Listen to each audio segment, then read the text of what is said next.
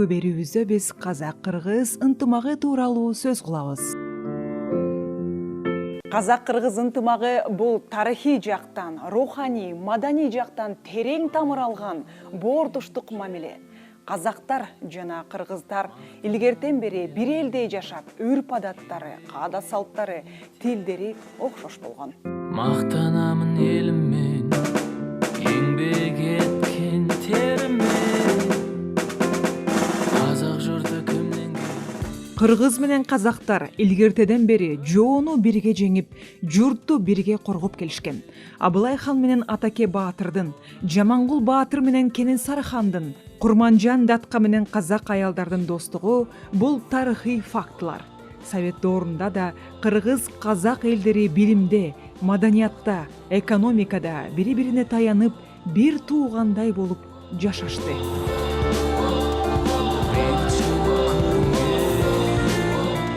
Комуз менен домбура, акындык өнөр, дастан айтуу, көчмөн маданият — булар кыргыз менен казакты бириктирген рухий мурастар. Кийимдеринен тартып, салт санааларына чейин окшош. Казак менен кыргыздын көчмөн жашоосунда куда болуу чоң мааниге ээ болгон. Бул өз ара ишенимди, боордуштукту чыңдоонун жолу болгон.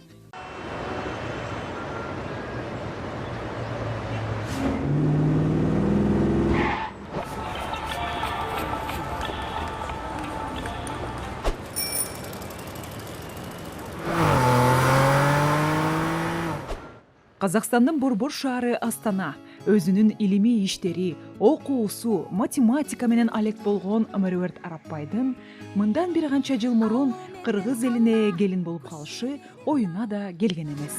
Алматыда жок, Астанада жок, сени издедим, үмүттү үзбедим. Казакстанда калам, Казакстанда келин болам.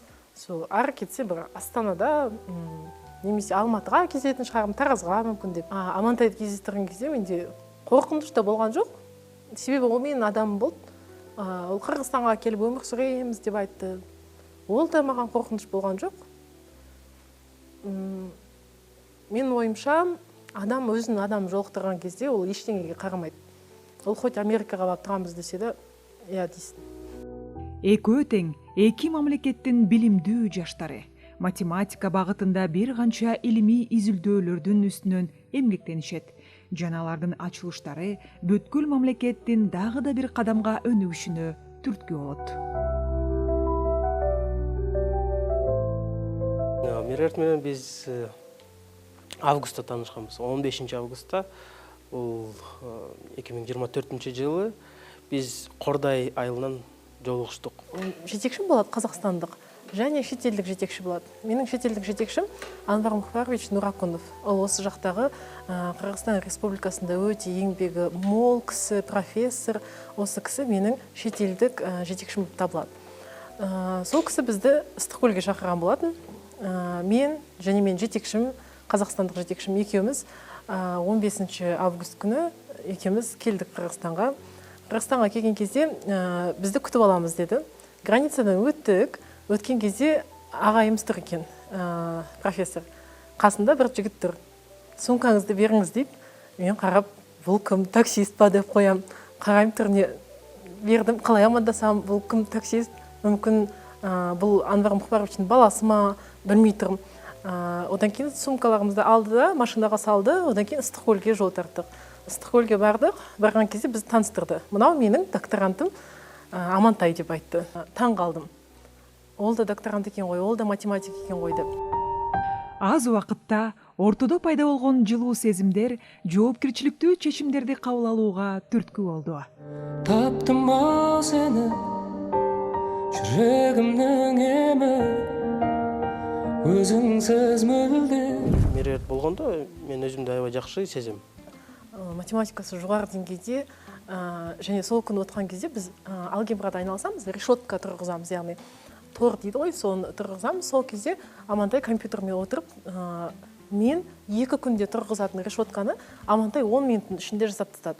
Қалай деп едім, ол айтты, сен келген кезде менде вдохновение пайда болды дегендей болды да.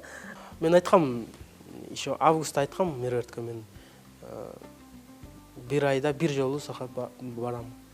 Сөзсүз. Ошондой эле болду, биз 10-12 жолу көрүшкөнбүз Астанада. Әрине мен сенген жоқпын, ойладым, жоқ, ол қалай Қырғызстаннан Астанаға келеді. Себебі ол Астанада мүлде болмаған екен, ол тек қана Алматыда болған, Алматы Бишкекке жақын, иә, 2-3 сағатта. Ал Астана деген ол өте ұзақ, 1200 километр. Мен ойладым, жоқ, келмейтін шығар деп. Одан кейін бір ай өткеннен кейін ол пойызға билет алып Астанаға келді.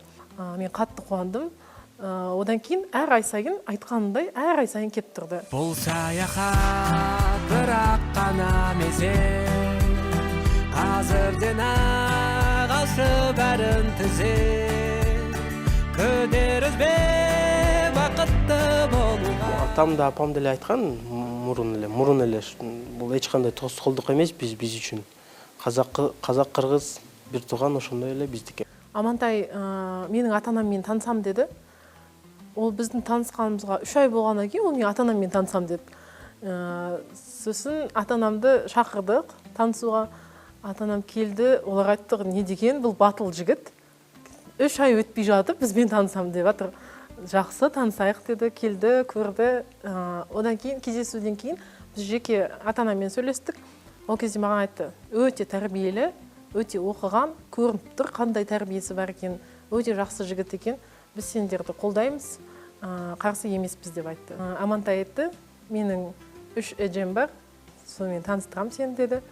Мен үшін қорқыныш болды, себебі өзімде бір сестрам, бір ағам бар, яғни 2, мен 3-шісімін, ал Амантайда 3 әжесі бар екен. Танысуға келдік, 3 әжесі отыр екен. Айтты, сен қорықпайсың ба бізден деп сұрады. Мен айттым, жоқ, қорықпаймын, бірақ маған өте қуаныштымын дедім танысқаныма. Себебі олар да өте жақсы кісілер екен. Мен қазір ұзатылып келгеннен кейін мен оны сезіп жатырмын. Себебі олардың қолдауы өте жоғары. Олар үнемі айтады, біз сенің туғаныңдаймыз, біз саған үнемі көмектесеміз, біз сені қолдаймыз деп. Ол маған өте жақсы, өте қатты ұнады. Басында қорқыныш болды, толқыдым, кішкене қорықтым десе де болады, бірақ қорқпадым деп айттым. Қызығы бұл оқуяда екі елдің салттары қарама қаршы болбостон, қайрадан қошылып, толықталып тұрды.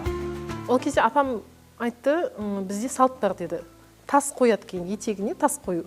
Ол біз үшін жат нәрсе, біз ондай көрмегенбіз. Бізде жаңа сәукеле қояды басына, одан кейін қызға артыңа қарама деп шығарып салады болды. Ол жерде менің анамды отырғызып қойды, етегіне тас бастырып қойды. Мама была в шоке. Говорит, не болды. Отырма деп етегіне тас бастырып қойды, сонымен мені алып кетті. Иә. Мен Амантайдың апасы, яғни менің апам, менің мамама етегіне тас қойып отыр деді. Одан кейін мені алып кетті. Жаңы үй бүлөнүн курулушуна эки тараптагы ата-эне тең каршы болгон жок. Бир түндүктүн алдында эки улуттун өкүлүн бириктирген тунук сезимдерден жаралган үй бүлө пайда болду. Бир аттаган босогуң бекем болусуң жар-жарай, кайын журтуң эл менен эсен болусуң жар-жарай, келген жериң келинин сыйлап алсың жар-жарай, кемитпестен сөздөрүн жыйнап алсың жар-жарай, ак жолугун салынган жеңелерге сүйүнчү, айдай жүзү келишкен эжелерге сүйүнчү, тилек айтып ак тойгой элиң келди жар-жарай. Білмеймін, барлық туысқандарымыз біз үшін өте қуанышты болды. Олар бөлінбей, қазақ, қырғыз демей, бәрі бірге қуанып, бізде басқа мемлекет екенді білінбей қалды, сезілмей қалды.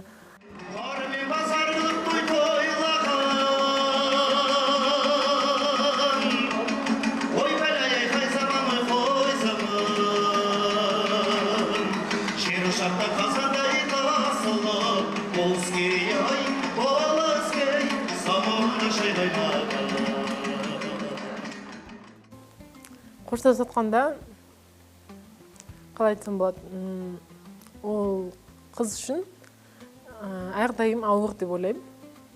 Әр адам үшін ананың орны бөлек. Себебі сен бөтен жердесің, қазір жылайын деп жатырмын. Бірақ мен айтатыным, ол қасында әрдайым қолдайтын адамың болса, ол оңай өтеді. Мен қасында қазір апам бар, атам бар, олар өте жақсы. Әжелерім бар, бірақ олар бөлек тұрады, бірақ сонда да олар қолдайды. Және одан бөлек менің жақсы көретін жаным Амантай бар.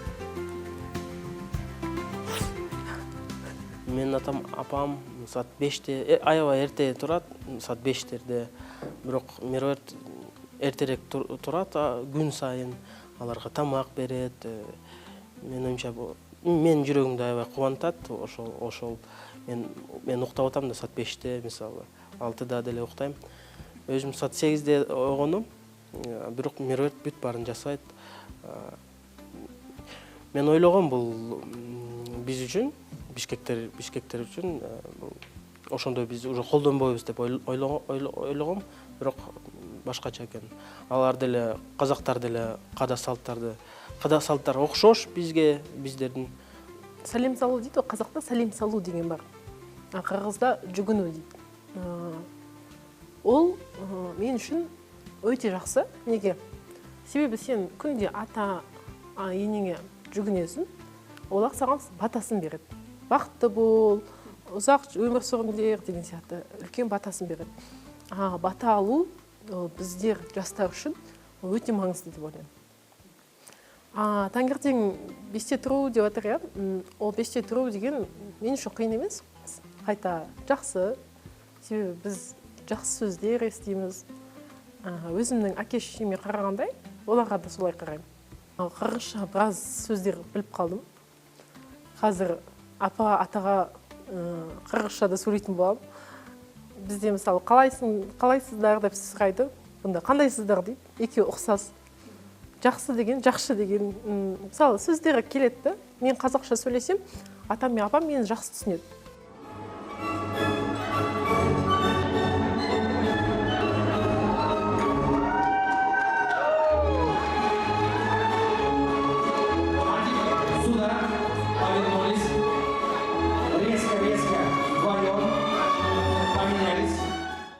Мен үчүн бул аябай чоң жоопкерчилик. Бирок бүт баары оңой эле өтөт экен, эгерде бул сенин кишиң болсо, анда эч кандай тоскоолдуктар жок. Күн сайын чалам, сурап атам, өзүмдүн деле камкорчулугумду көрсөтүп атам. Буюрса биз 3-4 балалуу болобуз, Кыргыздын да, казак элин да көтөрөбүз. Аябай чоң пландарыбыз, максаттарыбыз аябай чоң бар.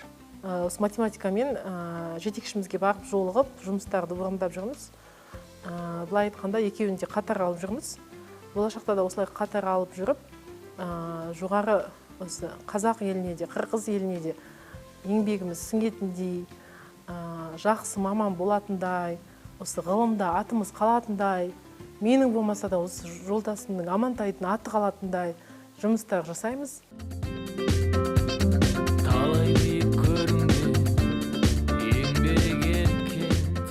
Бүгүнкү күндө кыргыз-казак мамилеси боордоштук негизде өнүгүп келе жатат. Кыргызстандагы казак диаспорасы өз маданиятын сактап, эки элдин достугун чыңдоого салым кошуп келет.